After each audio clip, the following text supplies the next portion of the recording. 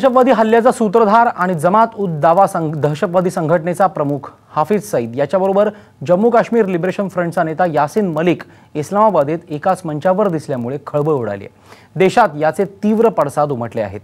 यासिनवर कडक कारवाई करण्याची मागणी विविध राजकीय पक्षांकडून तसंच धार्मिक संघटनांकडून केली जाते।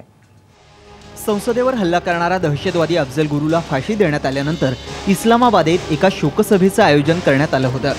त्या ठिकाणी मुंबई हल्ल्याचा सूत्रधार हाफिज सईद आणि जम्मू काश्मीर लिबरेशन फ्रंटचा नेता यासिन मलिक एकाच मंचावर आल्यानं खळबळ उडाली। भाजप आणि आरएसएसनं या प्रकरणी सरकारवर तिखट शब्दात ताशेरे ओढलेत। मैं समझता हूं कि गवर्नमेंट ऑफ इंडिया को तुरंत सीरियसली इसका कॉग्निजेंस लेना चाहिए और ये भी डिप्लोमेटिक चैनल्स का प्रयोग करके पाकिस्तान से भारत सरकार को तुरंत बातचीत करनी चाहिए ताकि इस प्रकार की वारदात की आगे पुनरावृत्ति न हो सके।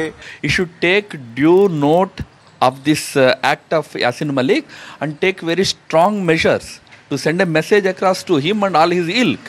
It's not enough just you impound the passport. Government has to show that it is determined not to allow such forces to operate on the soil of this country. भारतातल्या मुस्लिम संघटनांच्या नेत्यांनीही सरकारनं ही बाब गांभीर्यानं घेण्याची मागणी केली आहे।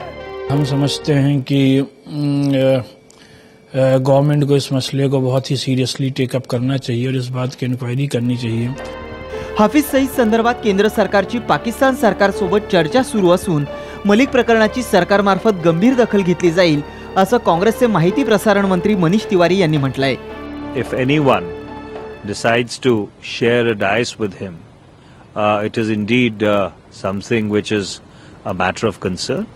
And we are sure that the appropriate authorities would look at it in an appropriate manner. Jammu Kashmir liberation फ्रंटचा नेता असलेला यासिन मलिक हा भारताचा नागरिक आहे। त्याच्याजवळ भारतीय पासपोर्ट देखील आहे।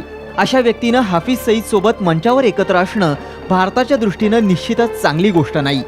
भारत सरकार आता त्याच्या विरोधात काय कारवाई करणार हे पाहणं महत्त्वाचं ठरणार आहे। ब्युरो रिपोर्ट, साम टीव्ही। एकच मुलगी असलेल्या